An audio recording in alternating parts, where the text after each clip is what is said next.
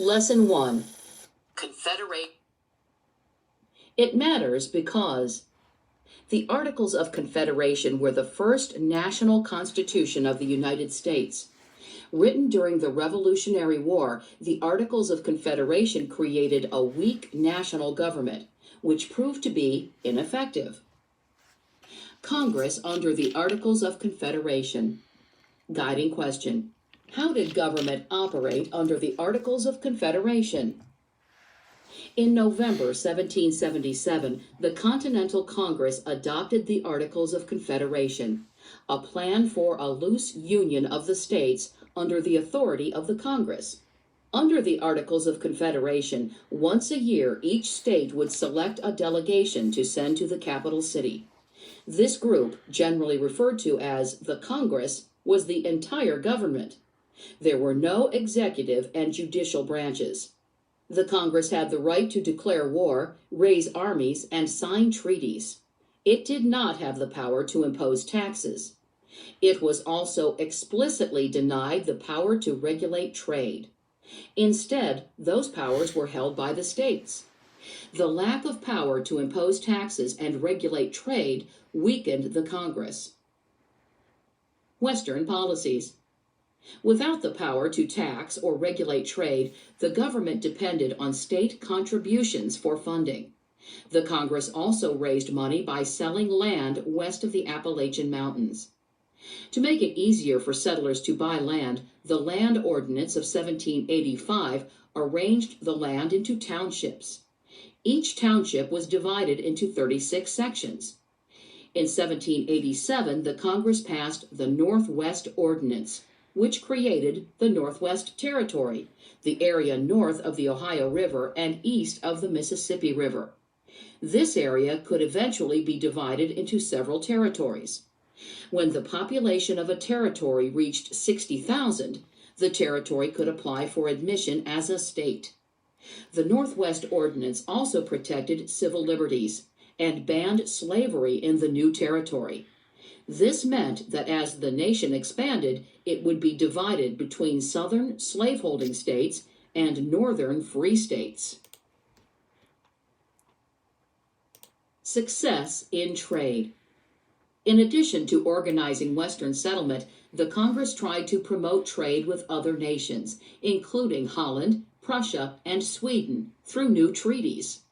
A previous commercial treaty with France also permitted American merchants to sell goods to French colonies in the Caribbean. These new treaties helped offset the restrictions on trade with British colonies in the Caribbean. By 1790, the trade of the United States was greater than the trade of the American colonies before the Revolution. Progress check.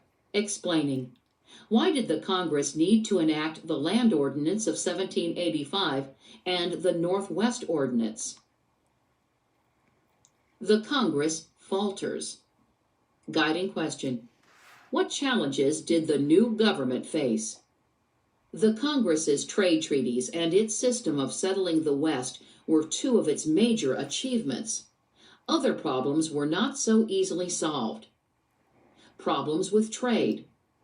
During the boycotts of the 1760s and the Revolutionary War, American artisans and manufacturers had prospered by making goods that people had previously bought from the British.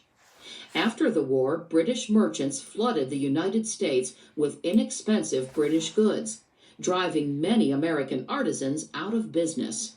George Washington explained the predicament in a letter he wrote to the French minister. "We cannot manufacture fine articles so cheaply as we can import them, and must, while we continue an agricultural people, be supplied from some quarter. Under the present rigorous restrictions, it is thought that trade is unprofitable for us, and will decay or be disused as soon as other avenues of receiving our produce shall be gradually opened." Many states restricted British imports, but they did not all impose the same duties or taxes on foreign goods. The British took their goods to the states with the lowest taxes. From there, they moved those products to the other states. The states tried to prevent the British from exploiting the different trade laws by levying tariffs on British goods that crossed state lines. The Congress could not address the problem because it had no power to regulate commerce. Each state was beginning to act independently, which threatened the unity of the new nation. Problems with diplomacy. Before the war, many American merchants and planters had borrowed money from British lenders. As part of the Treaty of Paris, which ended the Revolutionary War, the United States had agreed that the states would let the British lenders sue in American courts to recover their debts. Many states made this process difficult, however, and the courts often sided with the American debtors. In addition, states refused to return to loyalists their property confiscated during the war. In retaliation, British forces continued to occupy frontier posts despite a provision in the treaty calling for them to leave American soil. The Congress had no power to impose taxes to raise the money for a financial settlement with Britain, or to raise an army to enforce the treaty. American dealings with Spain also showed the weaknesses of the Articles of Confederation. The United States wanted to claim land in North America that Spain also claimed. Due to a dispute over the border between the state of Georgia and Spanish territory, Spain forbade Americans to deposit their goods on Spanish territory at the mouth of the Mississippi River. This effectively closed the Mississippi to frontier farmers, who used the river to ship their goods to market. The Congress's limited power prevented a diplomatic solution. The economic crisis. While the Congress struggled with diplomatic issues, the country was experiencing a severe economic recession. Farmers were particularly affected. Farm prices had fallen, and many farmers were deeply in debt. They still had to pay their mortgages and other debts. At the same time, the war had left many states in debt. To pay for the war, they had issued bonds to borrow money from wealthy merchants and planters. With the war over, their creditors wanted the bonds to be redeemed for gold or silver. The states could raise taxes to pay their debts, but farmers and other debtors urged the states to issue paper money instead. They wanted to make the paper money available to farmers to pay off debts and mortgages. Paper money was not backed by gold and silver, so inflation, a decline in the value of money, began. Debtors could pay their debts more easily with money that was losing value.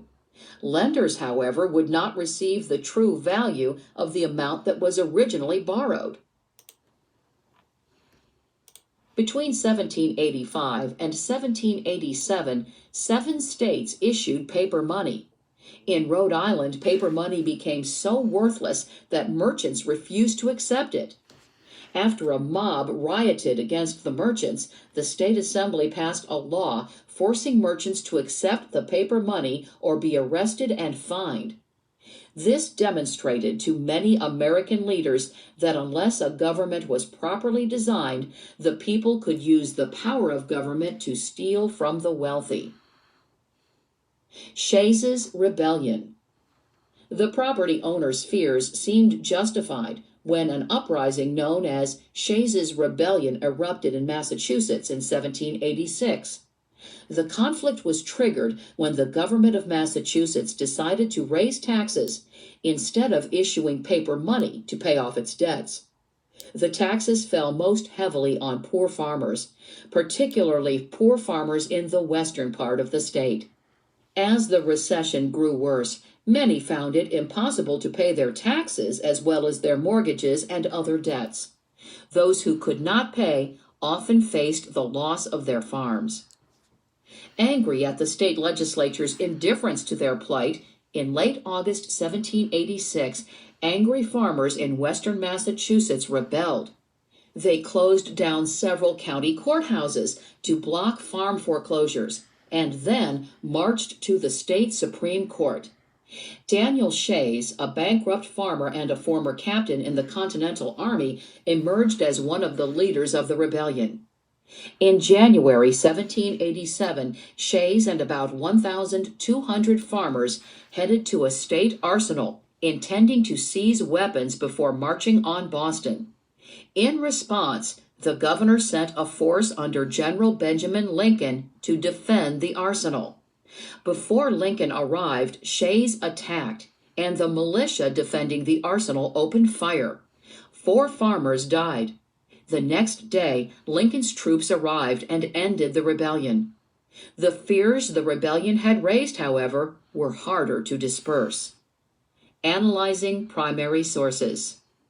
Thomas Jefferson on Shays's Rebellion. I am impatient to learn your sentiments on the late troubles in the eastern states. So far as I have yet seen, they do not appear to threaten serious consequences. They, the states, may conclude too hastily that nature has formed man insusceptible of any other government than that of force, a conclusion not founded in truth nor experience. From a letter to James Madison, January 13, 1787. People with greater income and social status saw Shays's rebellion, as well as inflation and an unstable currency, as signs that the republic was at risk. They feared that as states became more responsive to poor people, they would take property from the wealthy and weaken property rights. People began to argue for a stronger central government. The Confederation's failure to deal with these issues, as well as the problems with trade and diplomacy, only added fuel to their argument.